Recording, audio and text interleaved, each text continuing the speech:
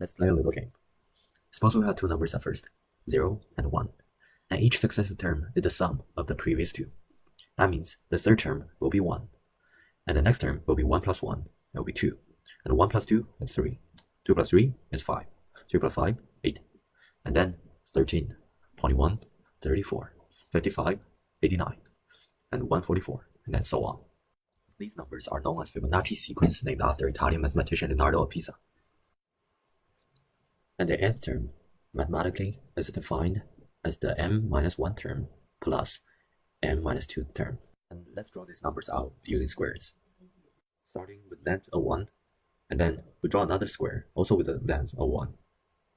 And then a second square, it has a length of 1 plus 1, which is 2.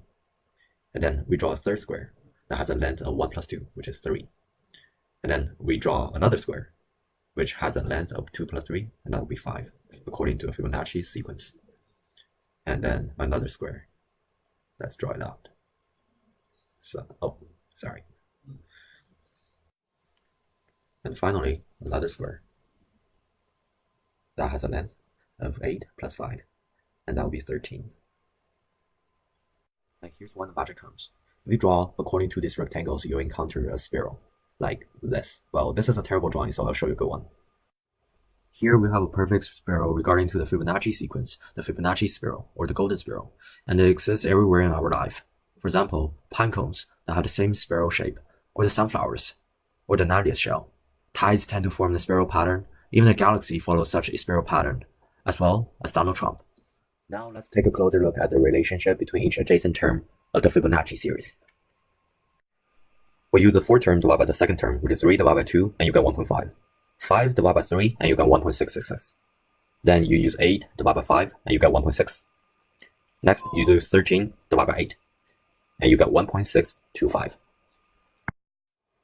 Then we use 21 divided by 13, and you'll get 1.61538, and so on. Finally, we use 233 divided by 144, and you'll get a value 1.61805.